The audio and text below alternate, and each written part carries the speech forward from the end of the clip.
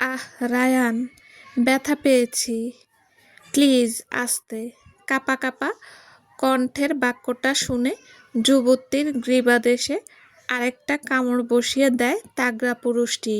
এক হাতে যুবতীর কোমর টেনে নিয়ে আরো শক্ত করে চেপে ধরে, অন্য হাতটি যুবতীর গলার পাশ দিয়ে গলিয়ে কাঁধ চেপে আরো কাছে নিয়ে কম্পনরত ঠোঁট দুটি তার পুরো কালচে ঠোঁট দিয়ে আঁকড়ে ধরে।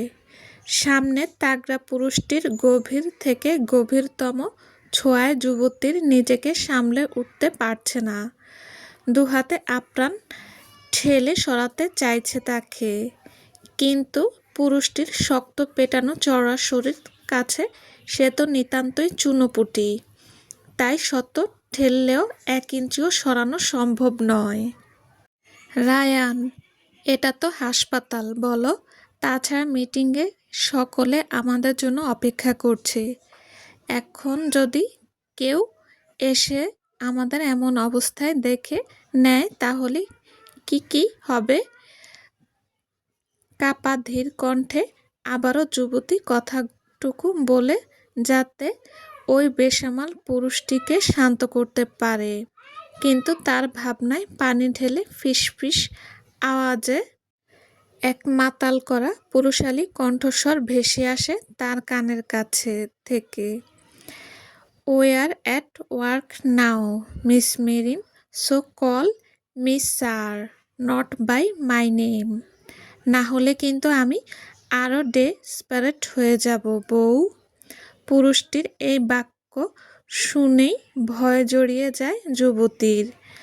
কাল বিলম্ব না করে অল্প আওয়াজে স্যার বাক্যটা আওড়ায়, যেটা কর্ণধার হতেই পুরুষটির দু ঠোঁটে মুচকি হাসি ফুটে ওঠে।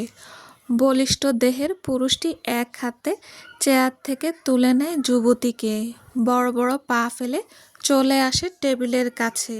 এক হাতে যুবতীকে শক্ত করে চেপে রেখে অন্য হাতে টেবিলের উপরে থাকা সমস্ত জিনিসপত্র ঠেলে ফেলে দেয় এদিক ওদিক। যুবতী শুধুই নীরব হয়ে দেখছে সবটা। পরিপাটি করে গোছানো কেবিনটা মুহূর্তেই কিভাবে লণ্ডভণ্ড হলো তার পরিমাপ করে যাচ্ছে সে। টেবিল ফাঁকা করে ধীর গতিতে তার উপরে যুবতীকে বসায় পুরুষটি। এক হাতে টেবিলে ভর দিয়ে যুবতীর দিকে হেলে দাঁড়িয়ে অন্য হাতে দক্ষতার সাথে শরীরে জড়ানো ব্লু রঙের শার্টটির বোতামগুলো খুলতে শুরু করে। হঠাৎ এমন বোতাম খুলতে দেখে কেঁপে ওঠে যুবতী। আগামীতে কি হবে এই ভাবনায় যেন তার গায়ের লোম দাঁড়িয়ে যাচ্ছে। পুরুষটি হেলে থাকায় সেও টেবিলে আধশোয়া হয়ে আছে, দু চোখ বড় করে ঢোক গিলছে বারবার। এদিকে পুরুষটি কয়েক পলকেই শার্টটি খুলে ছুঁড়ে ফেলে অন্য প্রান্তে। তার মুখাবয়ব এখনো গম্ভীর, তবে তার চোখ যেন গিলে খেয়ে নিচ্ছে সামনের যুবতীকে। শার্ট খুলে ফেলতেই বেরিয়ে আসে ফর্সা লোমহীন বলিষ্ঠ চওড়া বুকটি। যুবতী চোখ ঘুরিয়ে মুখ হাঁ করে তাকিয়ে আছে সেদিক। চওড়া বুকের নিচ থেকে খাঁজ কাটা নকশা দেখে যুবতীর দু চোখ আরও বিস্ময়ে ছেয়ে যাচ্ছে। তার কাছে সামনের এই নকশা দেখে একটু আগে খেয়ে আসা ডেইরি মিল্ক চকলেটের কথা মনে হচ্ছে। যুবতীর এমন চাহনিতে আবারও মুচকি হাসে পুরুষটি। ধীরে ধীরে এগিয়ে যুবতীর কানের কাছে যে ফিসফিস কণ্ঠে বলে, দেখা শেষ হয়েছে মিস মেরিন, আমি কি আবারও শুরু করতে পারি? লজ্জায় থমকে দু চোখ নামিয়ে ফেলে যুবতী, যা দেখে ঠোঁট কামড়ে হাসে পুরুষটি।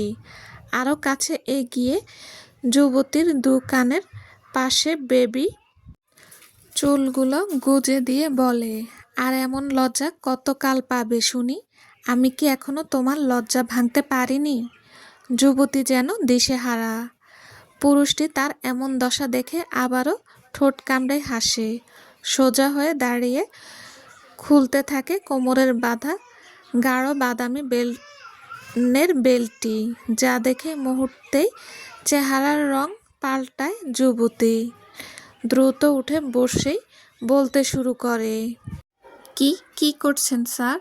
মিটিংয়ে সবাই অপেক্ষায় আছে, এছাড়া চারদিকে লোকজন ভরা, কেউ যদি এসে পড়ে দেখে ফেলে আমাদের। তা কথা শেষ হয় না যুবতীর।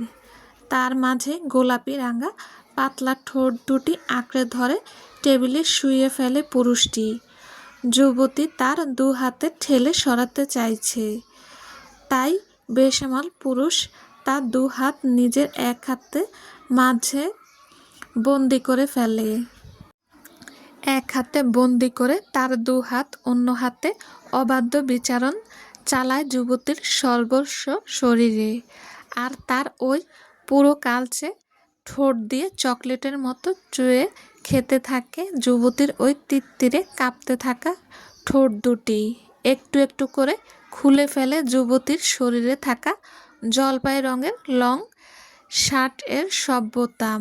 মুহূর্তে উন্মুক্ত হয় নারীর শরীরের এক আশ্চর্যময় কায়া। যুবতীর দু ঠোঁট ছেড়ে চোখ উঠিয়ে তাকায় পুরুষটি। এতক্ষণ পর ছাড়া পেয়ে ঘন নিঃশ্বাস টানতে থাকে যুবতী। এতে করে ওঠানামা করতে থাকে তার বুক, যা দেখে বেসামাল পুরুষ যেন আরও বেসামাল হয়ে উঠেছে। দু চোখে যুবতীর এমন কায়া দেখে বার কয়েক ঢোক গিলেছে সে। যুবতীর দু হাত ছেড়ে দেয় সে। এক হাত তার চুলের মাঝে গুজে, অন্য হাতে উন্মুক্ত কোমর খামচি দিয়ে ধরে মুখ ডুবিয়ে চুমু খেতে থাকে যুবতীর কম্পমান বক্ষ ভাঁজে। অবাধ্যময় গভীর স্পর্শে বারবার কেঁপে উঠছে নারীসত্তা, যা ওই বেসামাল পুরুষকে আরও উস্কে দিচ্ছে বোধহয়। বদ্ধ কেবিন রুম, ওই অবদ্ধতার মধ্যে ক্রমে ক্রমে তৈরি হচ্ছে দুই নরনারীর সুখ কামতার ছন্দস্বর।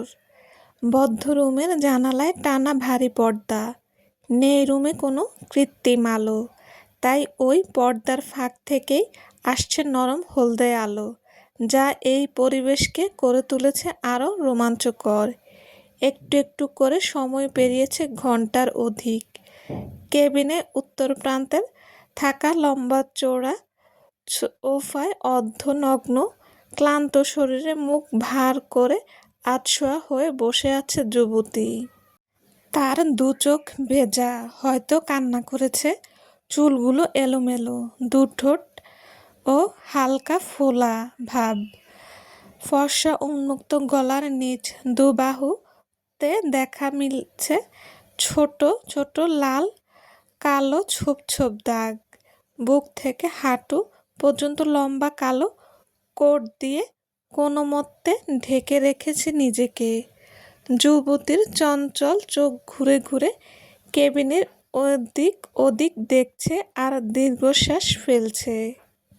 আজ সকালেই নিজ হাতে এই রুমটাকে পরিপাটি করে সাজিয়েছিল সে, কিন্তু কয়েক মুহূর্তের মাঝে রুমটি লণ্ডভণ্ড হয়ে আছে, মনে হচ্ছে টর্নেডো হয়েছে। যুবতীর ভাবনার মাঝেই বাম দিকে থাকা ওয়াশরুমের দরজা খুলে বেরিয়ে আসে বলিষ্ঠ দেহের পুরুষটি। পরনে কালো প্যান্ট পরা, তবে গায়ে কিছুই নেই। উন্মুক্ত ভাঁজে ভাঁজে শরীর, গলায় ঝোলানো অফ হোয়াইট টাওয়াল। ভেজা চুল দিয়ে চুয়ে চুয়ে পড়ছে ক্ষুদ্র পানির কণা। এতক্ষণ নিজের দু ঠোঁট কামড়ে পুরুষটিকে দেখছিল যুবতী। তার এই দেখার মধ্যেই হুট করে গা ঘেঁষে বসে পড়ে পুরুষটি। মুহূর্তেই এই চিরচেনা শরীরের ঘ্রাণ এসে বাড়ি খায় তার নাসারন্ধ্রতে। এখনো বসে আছো যে মিস মেরিন? আবারও চাইলে বলতে পারো, আমি রেডি।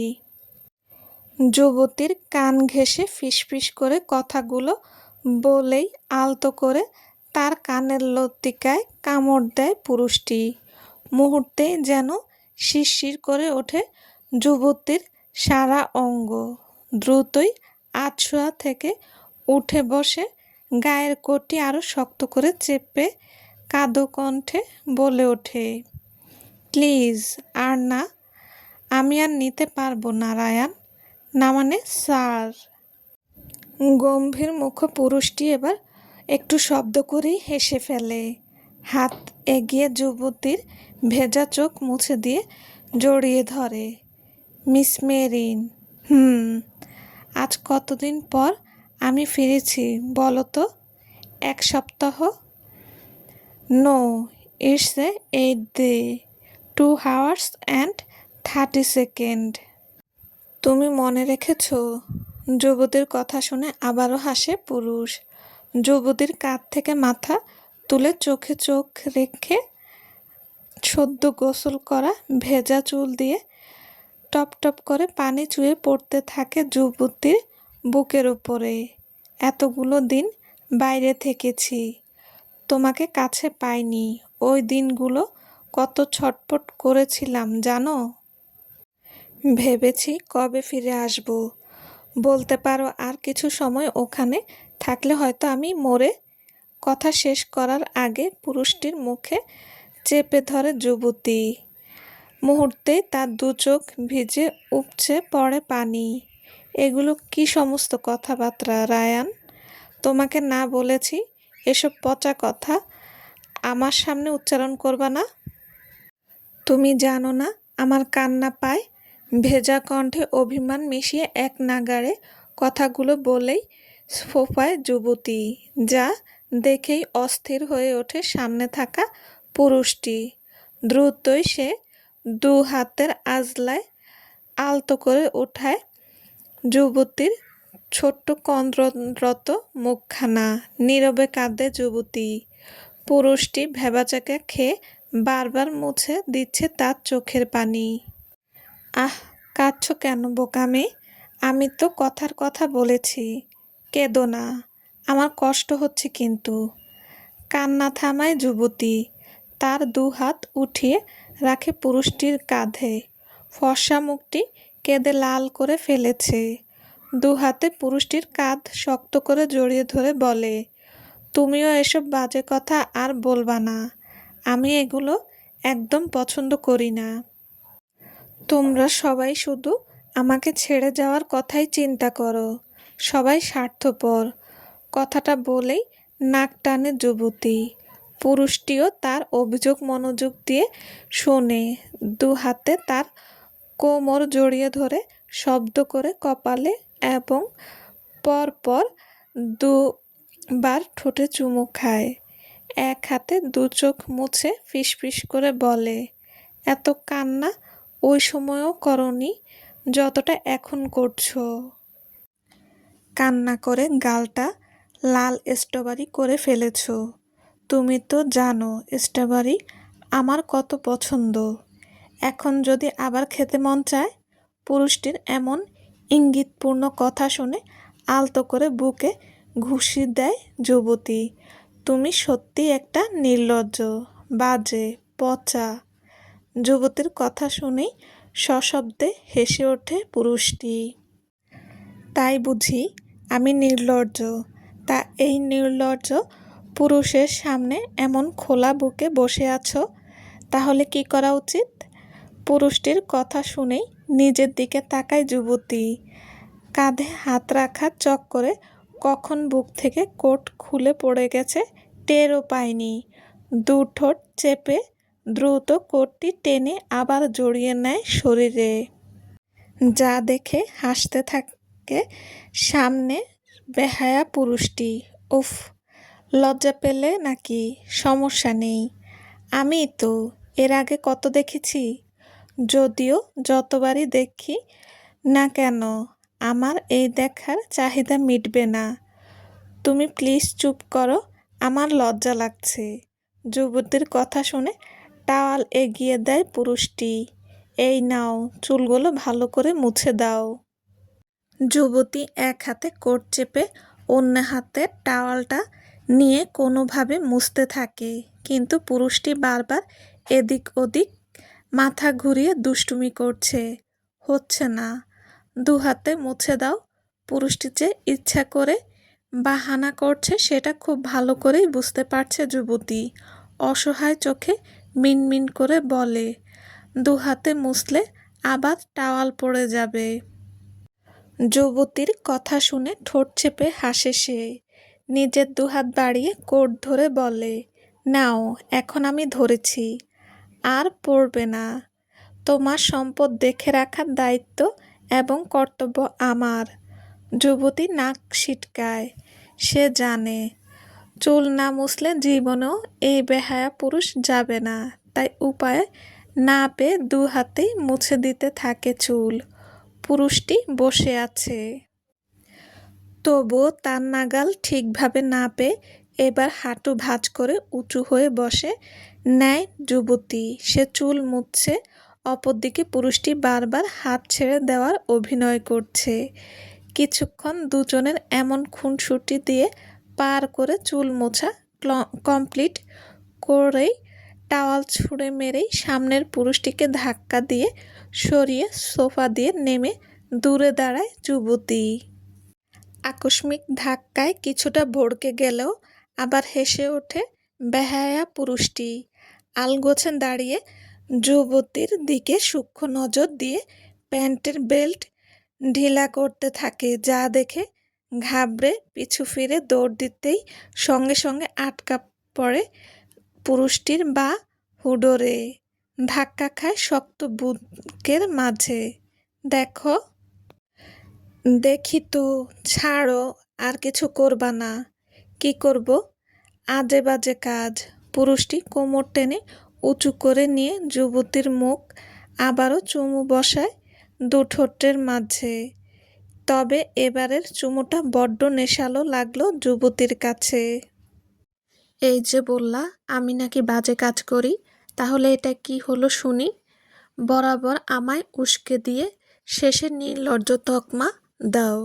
যুবতী কোনো কথা বলে না, মাথা ঘুরিয়ে অন্যদিকে দেখতেই আবারও চোখ ছানাবড়া হয়ে আসে তার। কারণ তাদের ঠিক ডান পাশে রাখা লম্বা মিরর সামনে কোনোভাবে কোট দিয়ে ঢাকা থাকলেও পেছনে তো কিছুই নেই। এদিকে ওর বেহায়া পুরুষ এক নাগাড়ে তাকিয়ে আছে সেদিক। যুবতী আবারও ছটফট করে ওঠে, কিন্তু তার পুরুষ আবারও তাকে শক্ত বাহুবন্ধনে আটকে ফেলে। আবারও নিচু হয়ে চুমু খেতে গেলেই তার মুখ চেপে ধরে যুবতী। প্লিজ, এখন আর না, অনেক দেরি হয়ে গেছে। মিটিং এ অপেক্ষা করছে সবাই। এখন ছাড়ো। ছাড়তে পারি, তবে একটা শর্ত আছে। কি শর্ত? রাতে কিন্তু সুদ দিতে হবে। আসলের উপরে সুদ চাই, না হলে এখন আবার। কথাটা বলেই এগুতো নিলেই আবারও আটকে দিল যুবতী। দ্রুত বললে, ওকে ওকে, সব হবে, সব দেব, এখন ছাড়ো প্লিজ।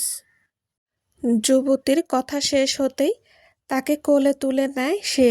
বড় বড় পা ফেলে তাকে ওয়াশরুমে নামিয়ে দিয়ে বলে, 15 মিনিটের মধ্যে মিটিং রুমে দেখতে চাই আপনাকে মিস মেরিন। মিটিংয়ে দেরি করা আমি এক বিন্দুও বরদাস্ত করব না।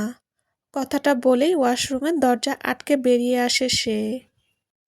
এদিকে যুবতী হাবলার মতন তার কথাগুলো শুনে সেদিকে তাকিয়ে বিড়বিড় করে বলে, কত বড় বজ্জাত, এতক্ষণ নিজে আমাকে এভাবে আটকে এখন বলে কি না।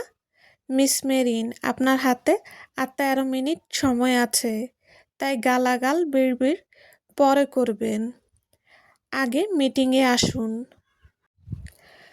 গমগমে কণ্ঠের কথাটা শুনেই মুখ বাঁকিয়ে দ্রুত শাওয়ারে দাঁড়িয়ে যায় সে।